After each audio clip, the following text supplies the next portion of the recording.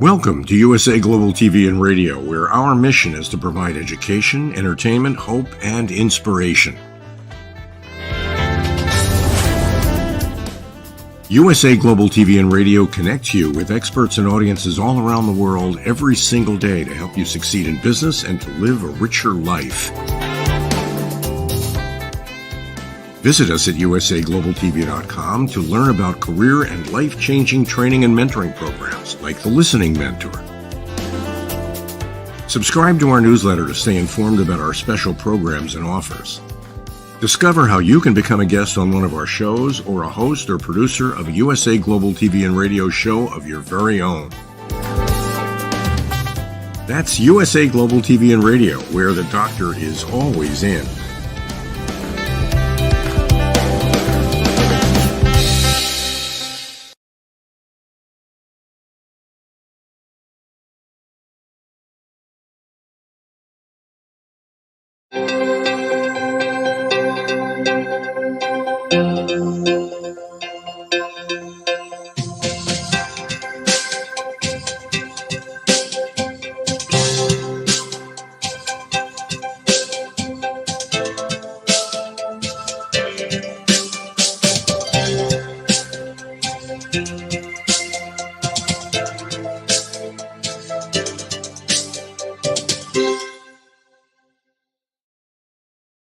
Hello, beautiful soul family, and welcome to Weekly Wisdom and Insights, your home for spiritually guided transformation and empowerment. I am your host, Dearjames, and together with the unseen, Spirit, Source, and Symphony, we look at the current energies, the intuitive insights and wisdom, and we go as guided.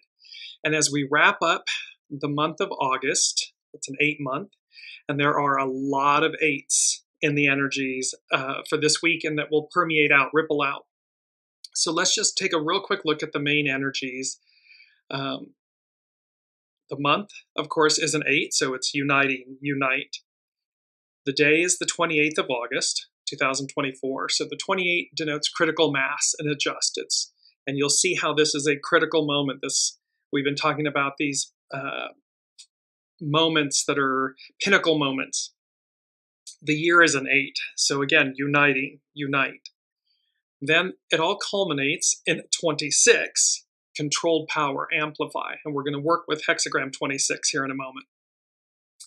And that, of course, the 2 and the 6 becomes another 8, uniting, unite.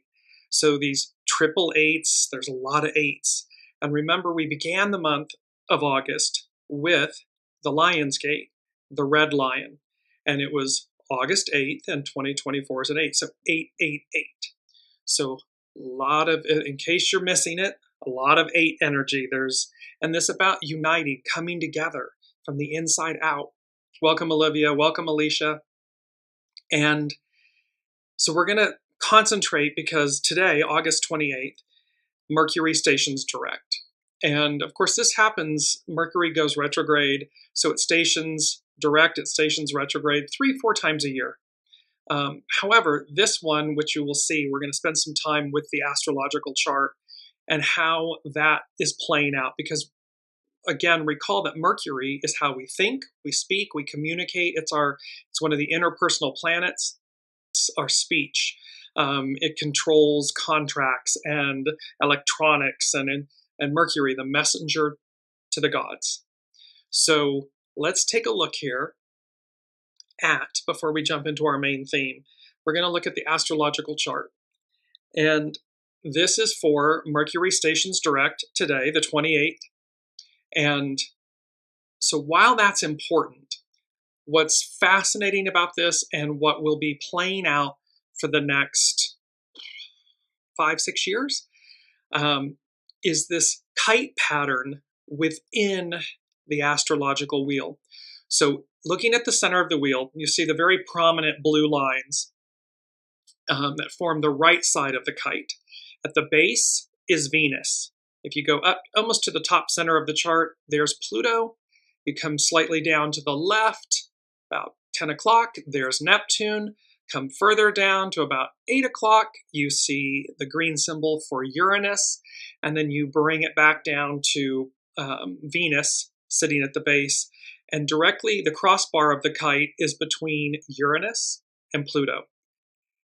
So this kite formation, it's an astrological, and I'll explain it here in a second. This kite formation is going to be playing out repetitively for the next 5 to 6 years. And it's going to keep playing out with Pluto, Neptune, Uranus. And at the base of the kite, where Venus is there now, the Sun will move into that position shortly, then followed by Mercury, and so on. And it will move. Right now, it is in Earth water signs. It's going to move into air fire. So we're moving from Earth to air. And let me just give you a quick explanation of what the kite is. A kite configuration, and this is from Lunar Living Astrology. The kite configuration is an extension of the Grand Trine. There is a fourth planet that opposes one of the 3 trine planets, and trines are harmonious aspects, so sextiles and trines. Kites will always be in the same polarity, either masculine, fire and air, or feminine, earth and water. So we're moving from this earth element. We'll finish out the year 2024 with the kites in earth, and then we're moving to air. The influence of the kite pattern is similar to grand trines with added motivation and potential. And so just think, and if this is going to tie in, because number 4 from the unseen, and which we'll get to, but love lifting us up. So think of this kite. When you fly a kite as a kid, as an adult, it doesn't matter what age, this beauty of the kite, being lifted up, the wind carrying us, air, lifting us, raising us higher and higher and higher and higher. So the opposition is especially productive. The opposition in this chart is between Neptune, illusion and the highest ideals and dreams, and Venus, divine feminine. So the opposition is especially productive in spurring individuals to utilize the opportunities and gifts offered up by the Grand Trine. Oppositions, however, are not always the best at creating actions without having another individual involved in the process. So this opposition, there's a contrast that's required. It's like, what's at stake? And we've been talking about this in this shift from divine masculine to divine feminine, from Piscean to Aquarian, from patriarchal to matriarchal. So we have this, in order to truly get them, the oppositions, we need that contrasting element. The opposition influence is not self-sufficient, but instead is interaction-oriented by nature. At its best, the opposition provides a sense of bearing and of a spotlight. So it's giving us a focal point, a place to look to. The opposition is. For the kite configuration, the planet in the Grand Trine that is being opposed becomes the focal point. So in this case, Venus is being opposed. Think of the trine as being a type of crossbow, with the sextile aspect being the bowstring. The arrow would be the opposition reaching across the chart from the sextiles to the tip of the trines. So we don't have to get lost in the sextiles and the trines and the astrological, the issue here, the narrative. The issue here is that this is a huge opportunity, and these opportunities are going to continue to play out, and they're going to change elements from earth to air. And so again, literally everything about this, we're moving from a very fixed state, and we've known this for look back. Everything's very fixed, and we went to a particular place, and we worked there, and that's where we lived, and so forth, and generations, and so forth, and so on. And now all of a sudden, COVID and everything really shook loose this thing of, well, now we telework, and now we can work over the internet. We can be anywhere in the world and do our works and so forth. And so from fixed earth to air, this fluidity. The quiver end of the arrow sets the stage, while the blade of the arrow guides the individual in the direction for action. While the individual with a grand trine might generally have an easier time in life, the individual may lack a sense of purpose, awareness, or perspective until they are made aware of the grand trine's potentials. So this is speaking to when it's in our individual natal charts. But now we're looking at this as a whole, because this is happening on behalf of the greater whole. On the other hand, the individual with the kite is likely to sense that there is something more. So we have an awareness when there's a kite in your individual chart. But here for the collective, these kite formations are going to be showing up. So it's like we may think that we have an easier time in life, and yet we lack a sense of purpose. Or on the other hand, we're aware of it, and we're aware that there's something more. And we've been speaking about this. There's something more. There's something on the other side of everything we've already known, the past, everything we've experienced. But we may not be aware of how to tap into its talents or tap into it. Consistently finding the motivation for the best expression of that kite configuration may be the more difficult task for the individual. So what we may be facing is how to tap into this. It may come naturally to us, or it may be that it's challenging to us. But the awareness to bring up the chart again, here's this kite formation. And what struck me about this so much intuitively, looking at the interior circle, and again, the kite, and the blue, the trine aspects. But there was this interesting aspect of the fact that it's Neptune and Venus. So the illusion of the divine feminine, and yet the highest ideal, the greatest dreams and aspirations of it, and that it's lifting us higher. And so there's this opposition going on where, and remember Neptune, illusions. And so not only are we're confronting the illusions of the divine feminine, a long time, a lot of oppression and suppression and devaluation and omission, degradation, all of that illusion is being blown away, blown out. And just to bring up, while I'm speaking about this, and then look at all the red lines, the opposition and everything. And then you see at the base, there's Jupiter, there's Mars, there's the lot of fortune in the moon, things that are being revealed. Mars, so the divine masculine. And these old ways that are literally, you see like the red line, like the collapsing of the old. The collapsing of not the divine masculine in totality, but in what no longer serves. So there's this kind of like, in essence, the weight of its own undoing. And so it's collapsing, the red lines, everything's collapsing below, and the kite and everything is lifting up, taking us higher. And that, in this moment, it's based on the chart of Mercury stationing direct, meaning it's time to move forward. This is the last retrograde in the year, I believe. I'm pretty sure. And so there's an interesting element here where it takes us to our main theme. And our main theme is the future, blowing the roof off the past.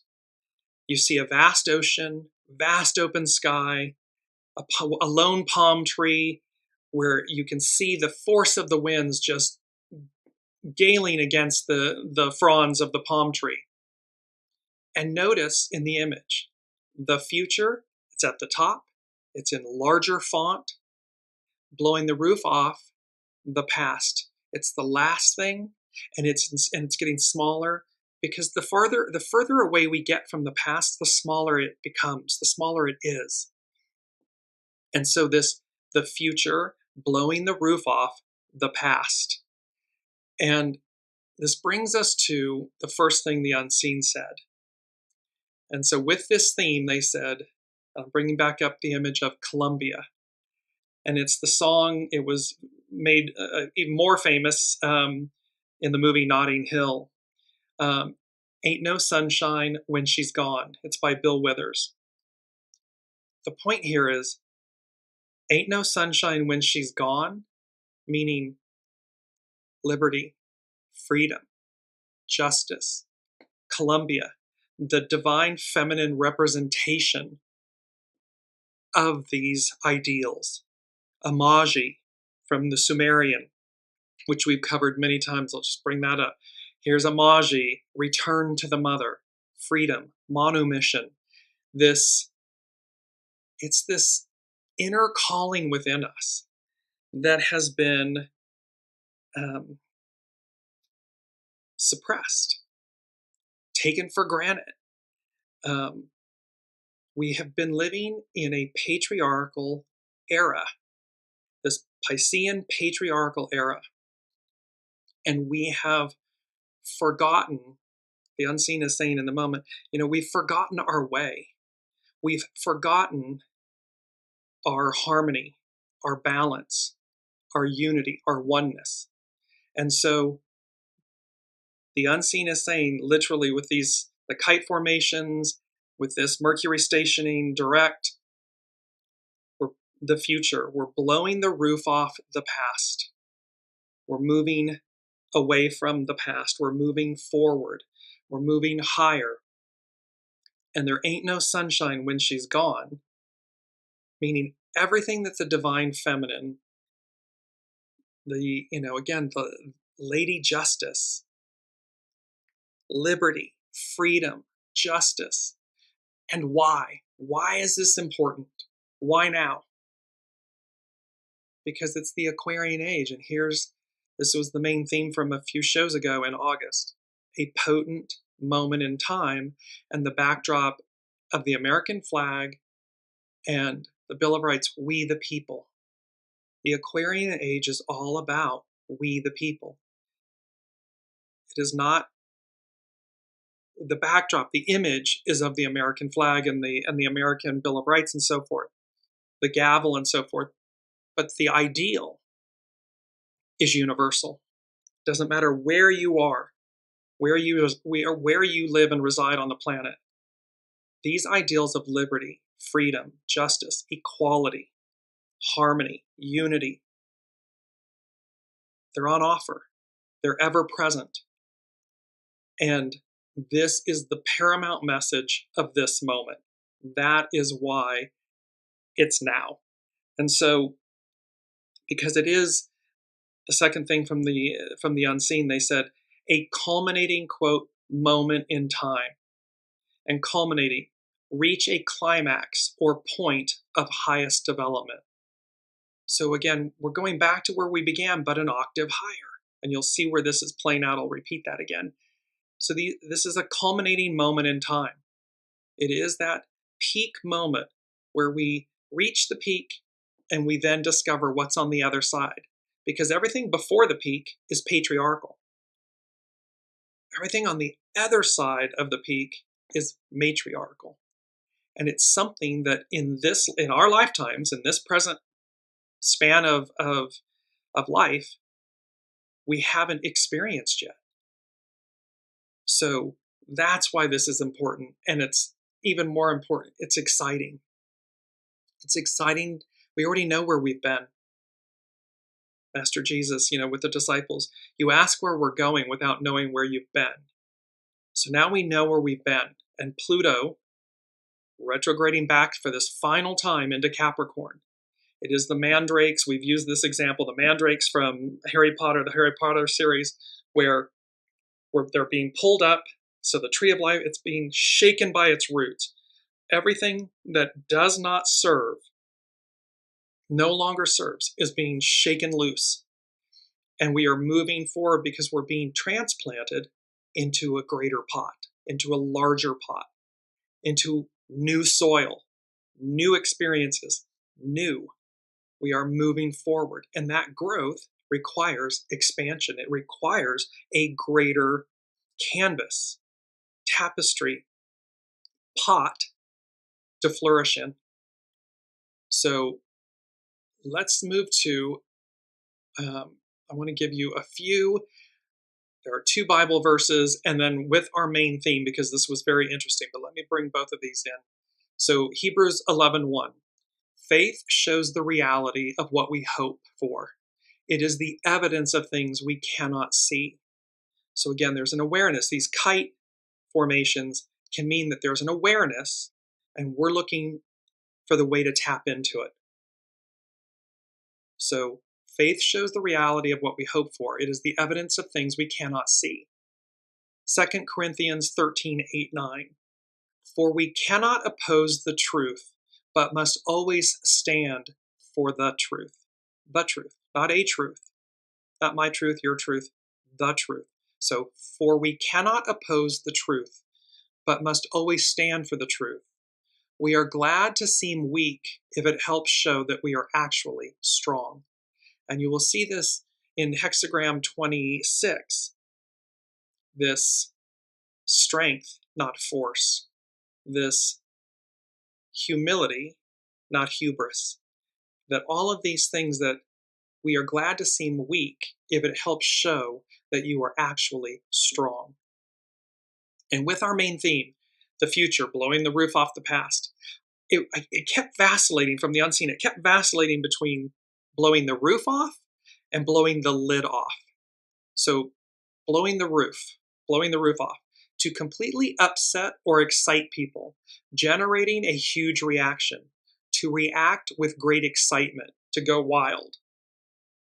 Blowing the lid off, to reveal the truth about something, to make public something that people did not know before. You're going to see with Uranus, when I get to Pam Youngin's North Point Astrology Journal, and she's talking about the three aspects are Uranus, Mercury, and Pluto. And so blowing the lid off the past to reveal the truth, because Uranus is the higher mind of Mercury. It represents the universal mind. And thereby this expect the unexpected. So to reveal the truth about something, to make public something that people did not know before, and then to completely upset or excite people, generating a huge reaction, to react with great excitement, to go wild. This can be Uranus as well, but it can also be Pluto shaking the roots. This excitement of being transplanted, expanded. And with our astrological influences, let me bring them up here. The statement was now or never. So there's an element here when from 8-8, the Lion's Gate 888, we had the Mars-Jupiter conjunction, followed by the full blue supermoon in Aquarius. It was an Aquarius full blue supermoon, to the double T squares, to now Mercury stations direct, and the kite configuration and everything, and this moment in time, this culminating moment in time, and the unseen is saying now or never. And I don't know about you, but I'm all in for now. I'm not interested in never. We've already been there. Now says now. Now is the time. Now is the time that we reach the peak and peek over and experience the other side. What's on the other side of the peak, of the mountain? We haven't experienced it yet, but we're going to. So let's take a look then now at hexagram 26. And it is, as I bring it up here, controlled power. Its action is amplify.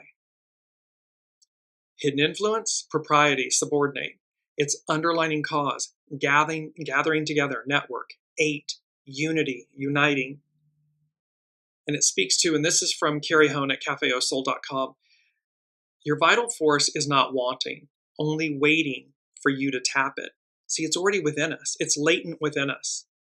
The kite configurations, the opportunities, the now or never, all of these elements are present within us. So your vital force is not wanting. It's not lacking for something. It's not needing something. It's only waiting for us to tap it, to tap into it, to say yes.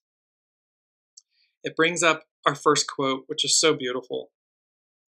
It says, "We are told not to cross the bridge until we come to it. But this world is formed by those who crossed bridges in their imaginations far ahead of the crowd." This is an anonymous quote. And here's the beauty of this bridge. Once again, the waters and the sky. So open waters, open sky, the vastness of it.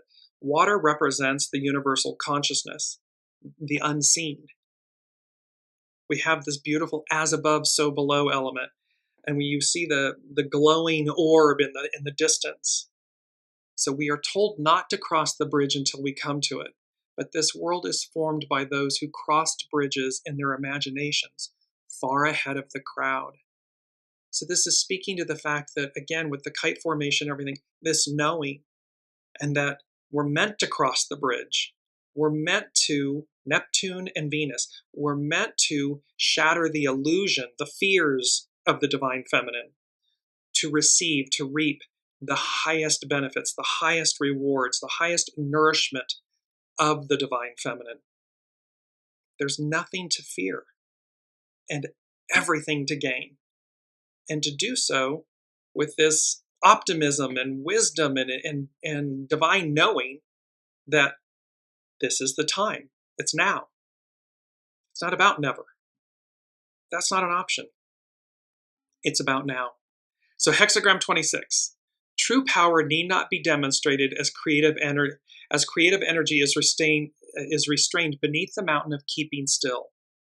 Ta Chu focuses on the power of silence and stillness, while others are running around demonstrating their power. One who is strong has no need to prove anything. See, it's about strength, not force. Controlled power has propriety as its hidden influence because a will under the sheer steadiness of a mountain allows it to become incredibly powerful. There is also a need for timing and appropriate expression. So there's controlled power, this right actions, divine timing, listening to your soul source connection. Another's insecurity is no match for the power of silence. So you don't have to engage in an argument. You don't have to fight the opposition, argue, engage in a lower octave. Another's insecurity is no match for the power of silence. Since controlled power follows innocence, all that is learned from patience and non-action is now ready to be harnessed creatively. When the will is in the service of acceptance and the good of all, this deliberate intent is unstoppable. So see, when the will is in alignment, when ego, mind, personality, the will is in alignment, in service of acceptance and the good of all, it's harmonious, it's unified, it's balanced, and thereby it's unstoppable. The message we deliver is amplified because our inner truth radiates as the embodiment of Tao. Combining holding firm, holding steady, holding to heaven's way, and nurturing others, this is the hexagram of the true sage. When water meets a dam, it continues to rise in power until it overwhelms whatever blocked its flow. So this opposition, Neptune, Venus, when water meets a dam, it continues to rise in power until it overwhelms whatever blocked its flow. So the divine feminine has been blocked, but it doesn't come out and run roughshod and whatever. It continues to expand. It continues to rise. It continues to meet the moment. And then eventually, it removes whatever blocked its flow.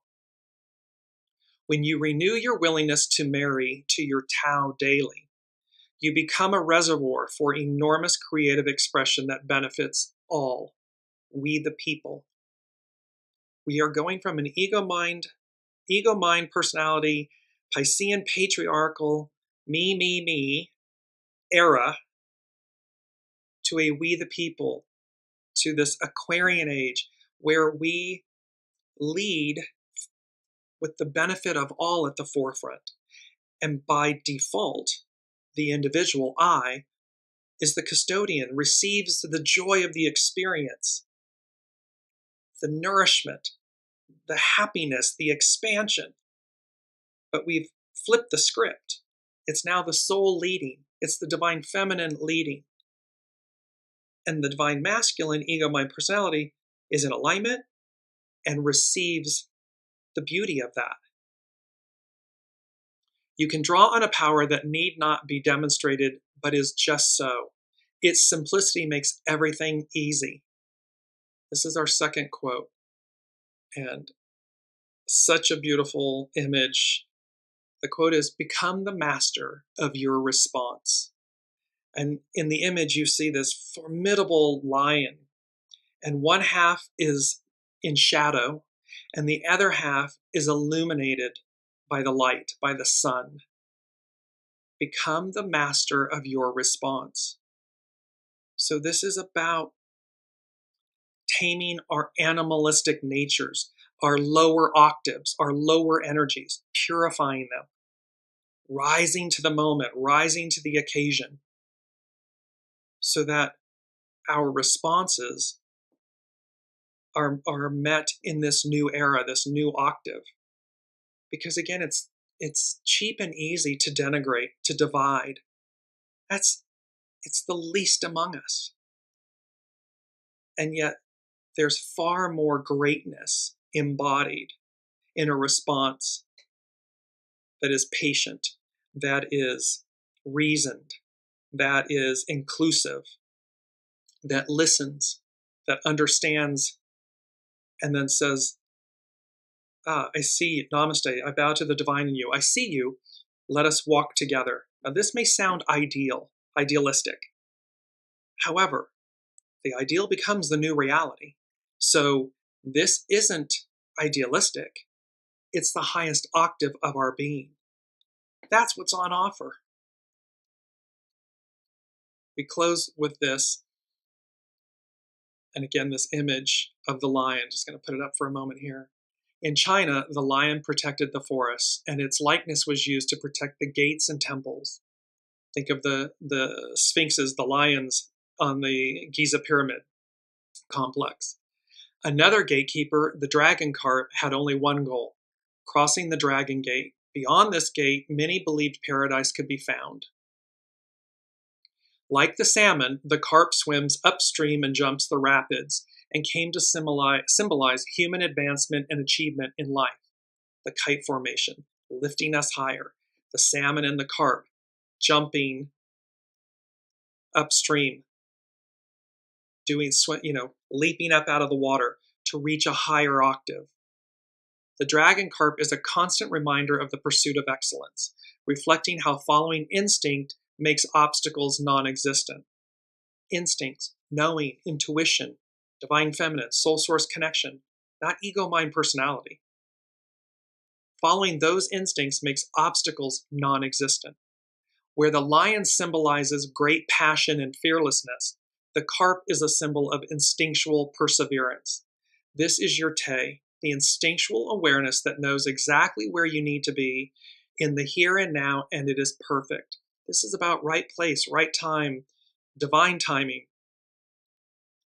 And this is where we are. We are at a culminating moment in time, to reach a climax or point of highest development. Transforming the illusion of how you must conquer and take, you can develop the powerful peacefulness that comes when you no longer see the world as a place of obstacles. Neptune, opposite Venus. So we're transforming the illusion. Just as the tree requires the storms for regeneration, and the stone carves away the seed's protective covering, like the creatures that feel the cold as a call for hibernation or migration, or the plant that instinctively knows the time to flower, you too are fundamentally connected to the evolutionary force of life. We're made for this moment. We know it. And whether we're acting in fear or light, either we're running to the peak or we're trying to run back down the mountain in fear to the past, we too are fundamentally connected to the evolutionary force of life. It's innate in us. We know it. Te is your instinctual endowment and connection to life. When cultivated alongside of fearlessness, it is like water that finds its own course without any sense of barriers. Water can dissolve mountains and evens out, regardless of where it flows. The power of Te connects you to the germinating power of life. Transcending the gate or the illusion of obstacles leads to a type of paradise in consciousness. So it means we overcome anything that we thought we were incapable of doing. We just simply need, like the kite, we need to rise to the occasion. We got to get liftoff. And when you think about it, the kite to a string, and what do? You run. You kind of run, lightly jog, run, whatever, to get the wind, the air, to grab the kite and lift it higher. So regardless of where it flows, the power of Te connects you to that germinating power of life. Transcending the gate or the illusion of obstacles leads to a type of paradise in consciousness. Because it's joy when the kite's up in the air and you're flying the kite. It's happiness, it's joy. This paradise is simply a place without boundaries. It's limitless. Anything's possible. That is one of the great American ideals. I just saw Oprah say this, only in America would her experience, she said, would my experience or this experience now occur, be made possible, because it's limitless. Life's secret is that it has been committed to your success since the beginning. Mystery upon mystery, the gateway of its manifold secrets. To take no action that is unnatural to your instinctive nature ensures that you will meet with no resistance. So when you're aligned with your soul source connection, when you take no unnatural action, you will meet with no resistance.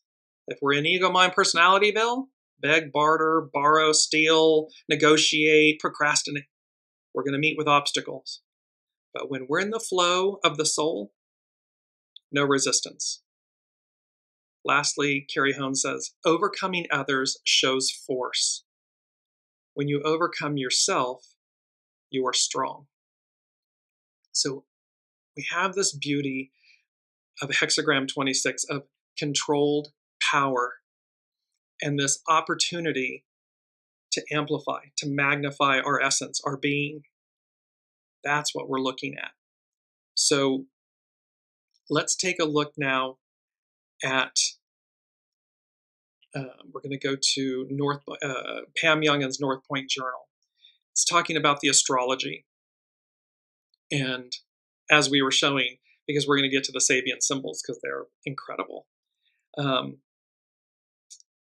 as we do that, let me bring in our mantra, because you're going to see how this all ties together in the sense that in this moment of now or never, and this culminating moment in time and the future, blowing the roof off the past, uniting, the eights, unite, coming together, we the people.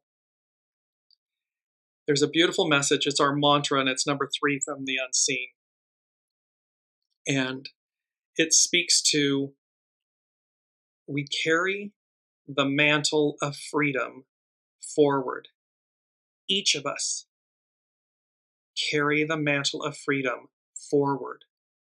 And in the image, you see the desert sands and this magnificent, like it almost goes from opaque to the purples and the pinks and everything. This image, like it's coming from the unseen, it's a piece of fabric, of course, in the image, and yet it's far more than that. It's liberty, it's freedom. So we carry the mantle of freedom forward. And a mantle, a figurative cloak symbolizing preeminence or authority. See, liberty and freedom and justice and equality, they imbue us with a sense of preeminence. They symbolize it and they imbue us with preeminence and authority, because we are one. So when we recognize, when we celebrate, when we rise higher like the kite, throughout the globe, throughout the land, when we look to our neighbor to see the best in them, to find the best in them, to seek it, to see it, it exists, and to lift one another up. Again, around the globe, no matter who you are, where you are, when we seek the highest ideal of every culture, of every peoples, of every gender, of every soul, greatness is at hand. When 2 or more are gathered, there I am present. The unseen, God, Source, is present. We only need to seek it out. So Pam Youngin speaks to Uranus, Mercury, and Pluto. and this is North Point Journal, Pam Youngins. The last days of August. The passage of time goes more and more quickly. As we enter the last week of August, we are still integrating the effects of some rather intense astrological events that have occurred in the past 2 months. At the same time, we are also navigating an increase in the energies associated with Uranus. Uranus is a piece of the kite. This planet, named for the god of the sky and the heavens, is especially influential for the next 2 weeks due to being at a virtual standstill. Its forward movement is almost imperceptible this week as it prepares to station retrograde next Sunday, September 1st. Its backward motion will then be equally unnoticeable during the first week of September. In essence, sideways spinning Uranus has set up camp in the middle of the road we are traveling and is therefore very hard to ignore. So this heightened blowing the roof off the past, expecting the unexpected, things that are going to shake the roots, Pluto shaking the roots, going back to, and you'll see here in a minute, going back to finish up business, is going to be hard to ignore. In mundane reality, Uranus plays the role of the radical, the nonconformist, the liberator, the rule breaker. Its tasks are to help free us from restrictions, to encourage independence, and to break us free from shoulds, whether externally or internally imposed. These I should do this or you should do that type of mentality and language story script. Like a lightning bolt, Uranus tends to act in surprising and sudden ways. The common astrological advice is to expect the unexpected when we are working with its influence. Since the planet is somewhat electrical in its effect, we may experience heightened nervous energy in our bodies, difficulty focusing our minds on one subject for long, and an overall restlessness and impatience with whatever we are ready to be freed from. That whole go, go, go, and yet needing to be, awaiting Mercury stationing direct, which it's doing, so as to make the right steps at the right time, divine timing. Pam says she likes to use a good assortment of compound words that start with, quote, break, when she describes Uranus's potential effect. Break through, break down, break out, break away. So you see this, the kite, the image of the kite, the flowing mantle, our mantra, that beautiful image. We carry the mantle of freedom forward. So we're breaking away, breaking through, breaking away from the past. Currently, in steady but sometimes inflexible Taurus, the planet invites us to change our set ways, to break old habits and routines, and to risk stepping beyond the familiar, especially if our comfort zone has actually been a place of stagnation. So the mandrakes, it's comfortable in the little pot. We know it. It's comfortable in our lives, in the way we think and the people we like and all of these things, that the masks, the labels, the identities, the scripts, the stories that we tell ourselves. And like the mandrakes being pulled up and they had to put the earmuffs on because the mandrake shrieks. It doesn't like it. It's in its nice little warm, cozy pot. Well, but that denotes stagnation because it won't grow any further. It can't. Its container is limiting it. Well, that's the same with our lives and our thoughts and our choices. And if we just stagnate in where we've already been, we will never grow beyond that. So it is time to be transplanted into a larger, greater pot so that our expansiveness, our growth becomes a reality. It shines. And that's one of the points here. Let me just bring this up. It's been one of our images from before, and it will tie into the rise of the Guardians and the Legends Unite. It's happening because it's time to shine. In the image, it's of Jack Frost. His magical staff was broken by pitch, by the darkness, and yet he realized it's time to show up. It's time to become a guardian, a custodian, a guardian. It's time to realize what's at our center. And so it's time to shine. Transpersonal Uranus, continuing with Pam Youngin from North Point Journal. Transpersonal Uranus, on a higher vibrational level, Uranus is the planetary representative of the universal mind. It is known as, quote, the higher octave of the planet Mercury, granting us access to our higher selves and our higher consciousness. We're going back to where we began, but an octave higher. Uranus is the higher octave of Mercury. So we've been in our mercurial minds. Now we're being moved into our Uranian minds, higher mind, higher consciousness. When Uranus is strong, we may be more open to insights and downloads. Intuition is strengthened, as is our ability to think outside the box.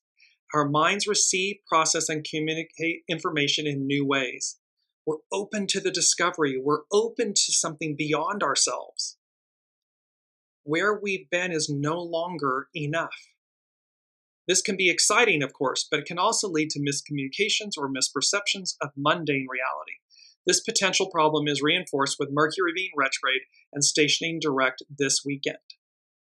All of us will be feeling the heightened impact of Uranus to a varying degree over the next 2 weeks, depending on where we are in our soul's journey and how the planet is affecting our birth charts. So let's just take a quick look at the two symbols, Sabian symbols from Dane Rudyard and Astrological Mandala. Here's Uranus. A woman past her, quote, change of life experiences a new love. The keynote, man's capacity to rise in consciousness and feelings above biological limitations. There's been a lot in the press, certainly in the United States, about the value of women. And is their value solely their reproductive ability, or is it greater than that? And what happens a woman past her change of life? This is speaking about menopause. Well, is her only worth to tend to the grandchildren or the children? That she has no greater worth? Of course not. Which says, because remember, this isn't just about women, the gender of women. This is about the divine feminine within all of us. This is about exceeding ageism. It's finding value all along the journey, not just in a peak moment of it. After having stated the youthful and the aged approach of the human individual to the use of what their culture has brought to them, the symbolism stresses man's capacity to rise above the limitations which both biological nature and the normal social pattern of behavior have tried to impose on them. See, there's an overlay, there's a suppression, there's a judgment, there's a being diminished. As in many of the preceding symbols, a woman is pictured because at this early stage of the cyclic process, the individual consciousness still has a receptive or feminine polarity. They can receive our connection to the soul source connection is strong. It's still ever present.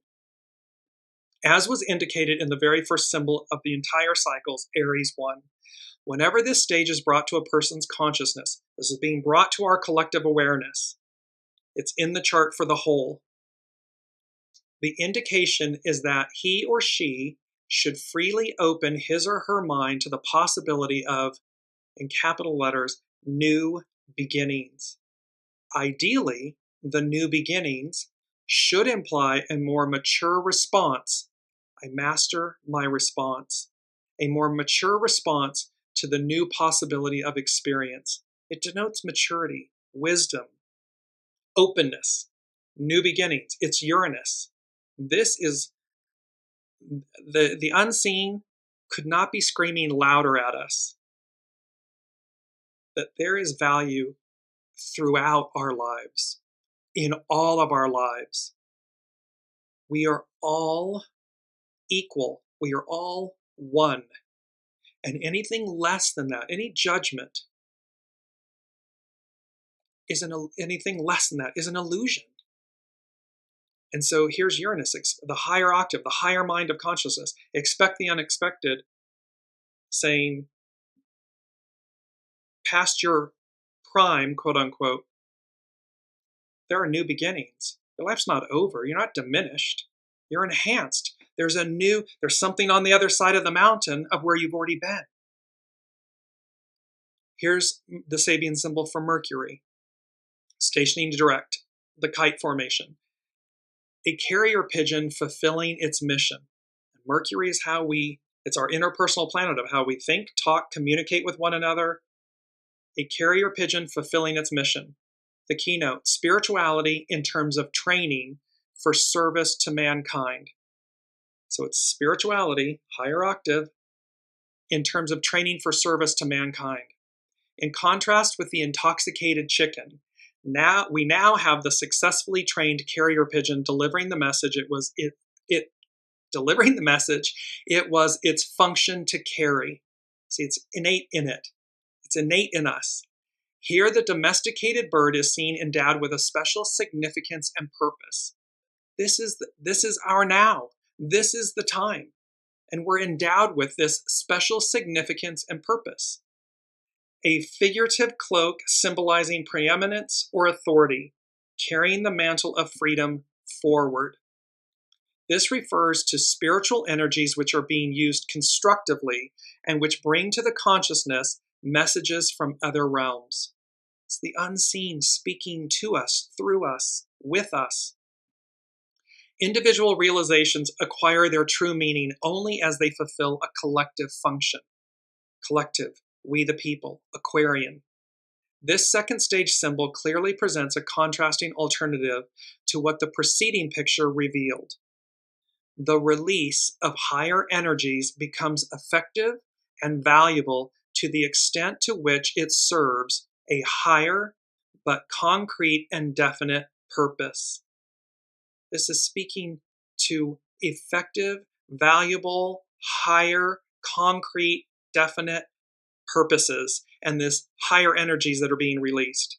We are being called to rise. Rise to the occasion. Now is the moment.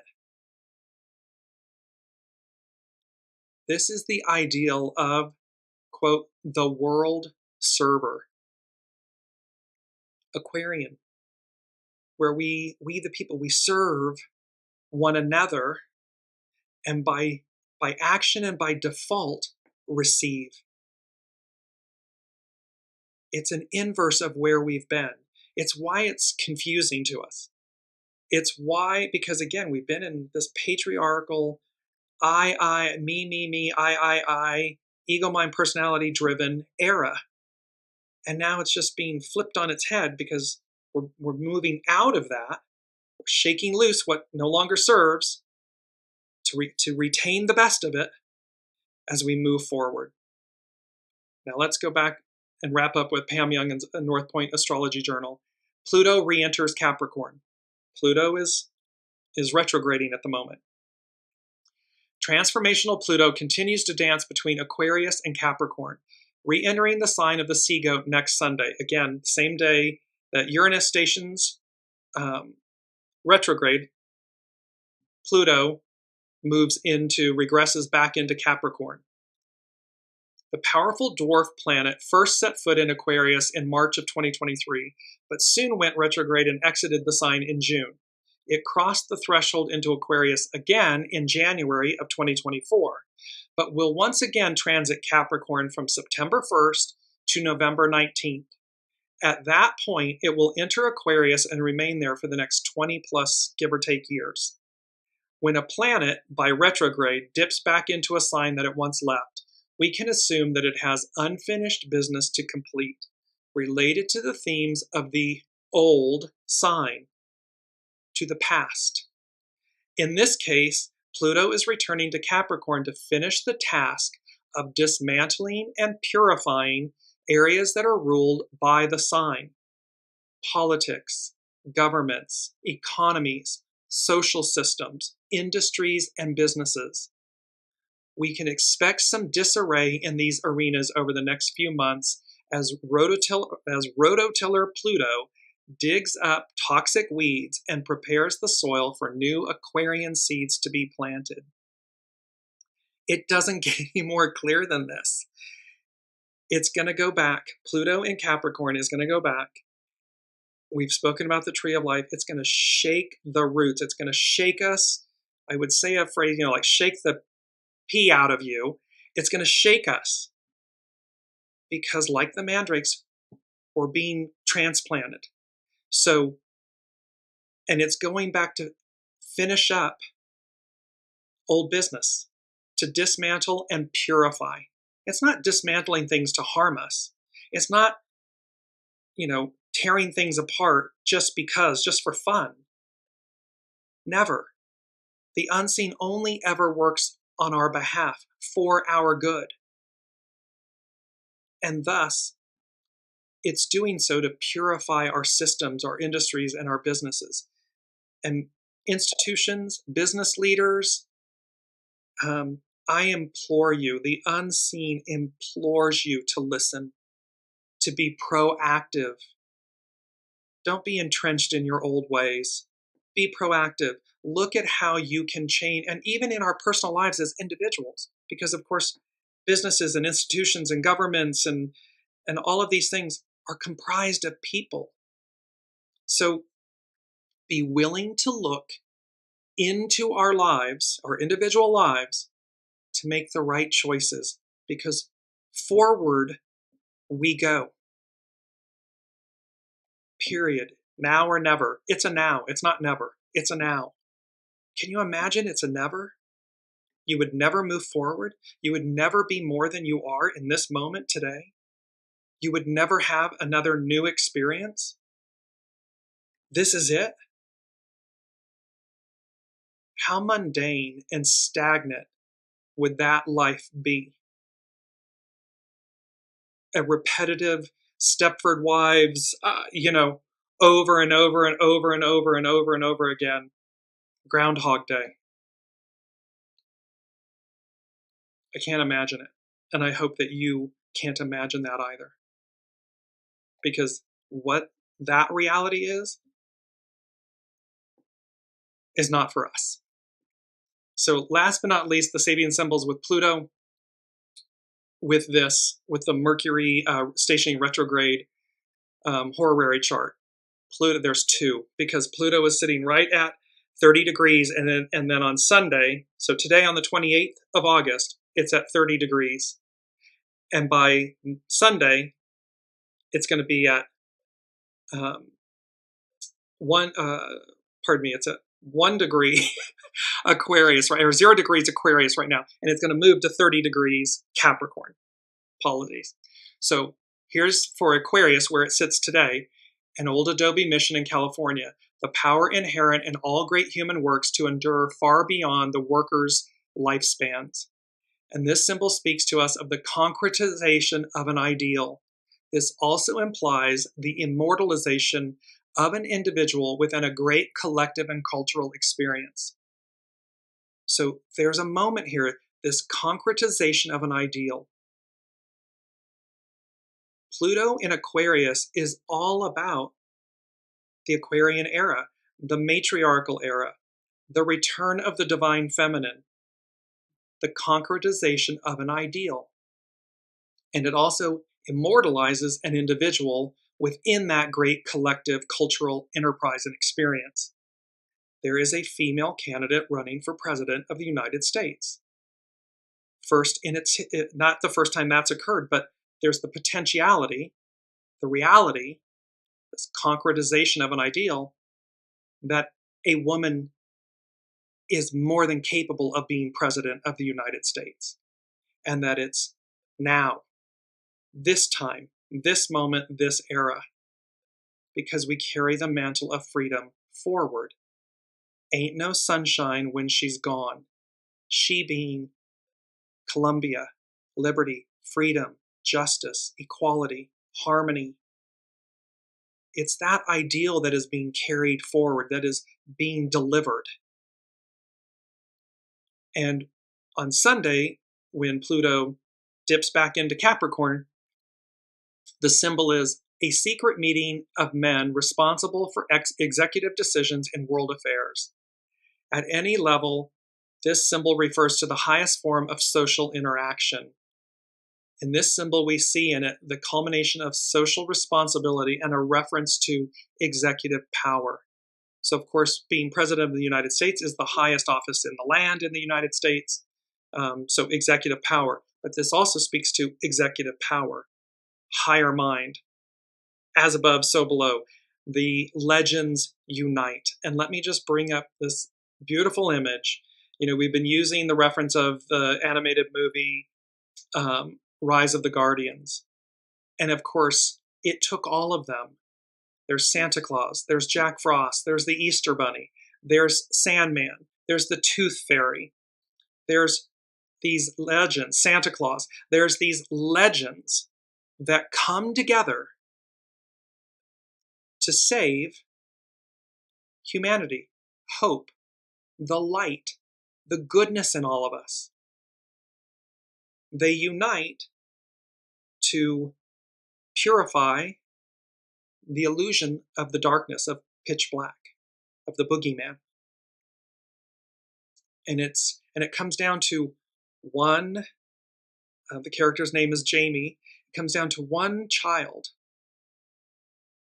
who refuses to give up a belief in something greater, a belief in the unseen, a belief of a life lit with the light worth living, that's future-oriented. And so this beautiful moment that we sit with, because number 4 from the unseen, it's a song by Amber, and it said, the song is called Above the Clouds. And there's a secondary line in the lyrics that says, love lifting us up. I'll post it on the Facebook, Dearjames Facebook page in the show comments. But the song is Above the Clouds, love lifting us up.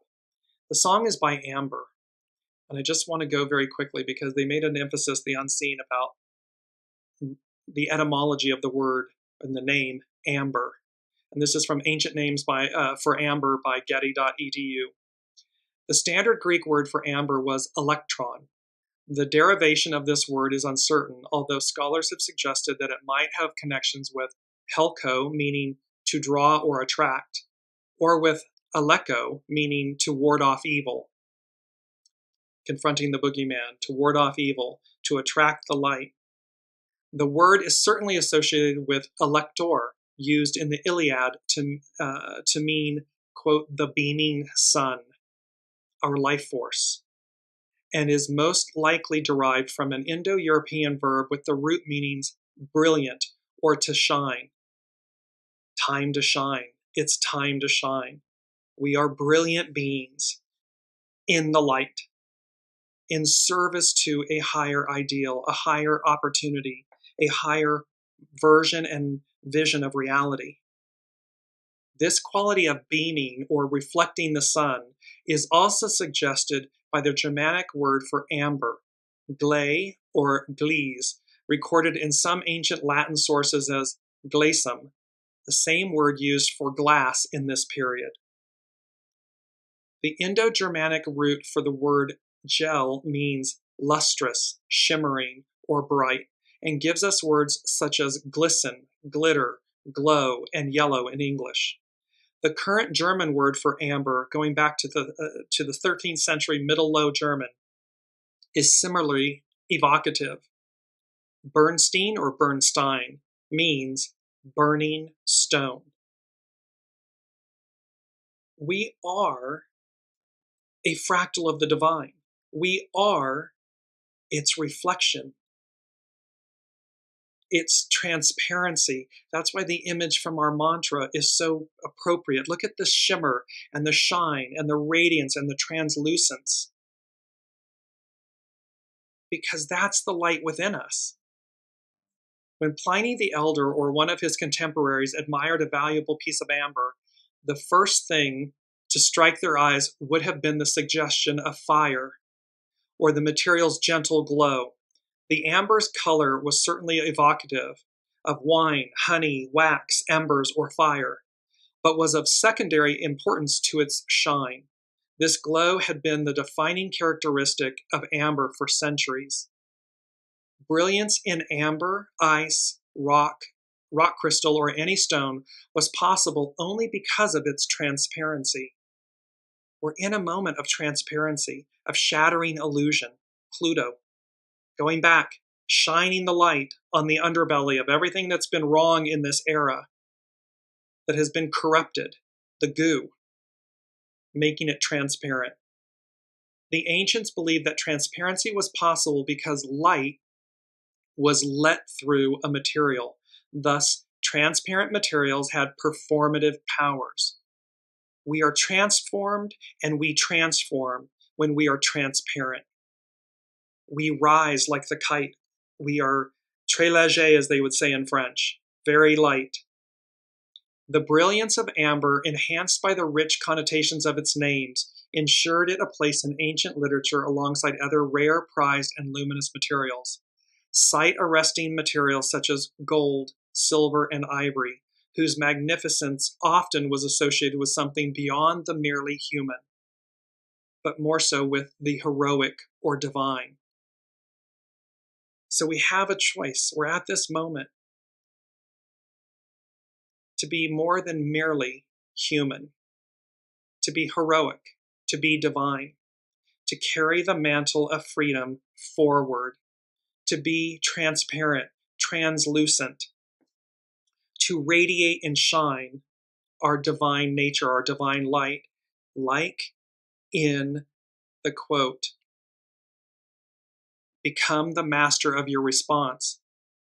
The lion illuminating, the light illuminating, reflecting and shining, piercing our being so that the best of us comes forward, not the least of us. And why? Let's just sum it up and put a big bow on this. It's two last things. It's our key word, guardianship, because we are the guardians of Mother Earth, of this moment, of one another, of ourselves, of our lives, of our soul. We are the guardian. And a guardianship, a person appointed to oversee and make decisions on behalf of a protected person, place, or thing.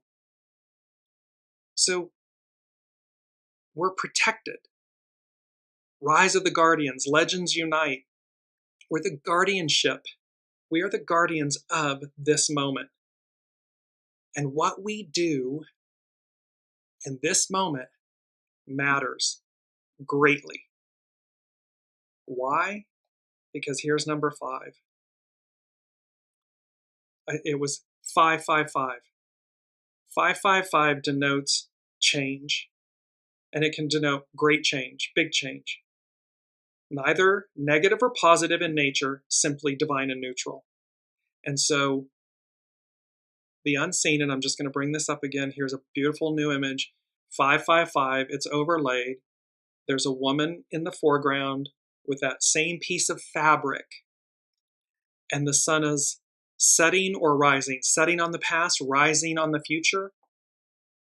And you see the beauty and the harmony and her oneness, her openness, and her joy, holding this mantle of freedom that she carries. And it's as if in the image she's saying, I recognize my responsibility in this moment, and I cherish it and I value it, and I will carry it forward. That is where we are. It is where we are going. And I'm going to see about, because there are many Sabian symbols we did not get to, and they discuss the who, the what, the why, and I may bring those in next week, so we will share them then. But in this moment, the future, blowing the roof off the past, unite, coming together. Ain't no sunshine when she's gone, meaning Columbia, the ideal of liberty, justice, freedom, equality, harmony. It's a culminating moment in time where we reach a point of highest development, and we are all being implored to carry the mantle of freedom forward. This figurative cloak symbolizing preeminence or authority. This cloak of Columbia. Because where the kite and where that cloak and that mantle, where that guides us, where that lifts us above the clouds, love lifting us up. And the radiance of amber at our feet, under our feet, illuminating us, illuminating the path forward. We need only recognize it, connect with it, see it, and carry it through. Because change, 555, change is afoot. Change is present. Love you all. Thank you so much. Olivia's saying thank you, Pluto. Amen. And we will see you all next week. Be well.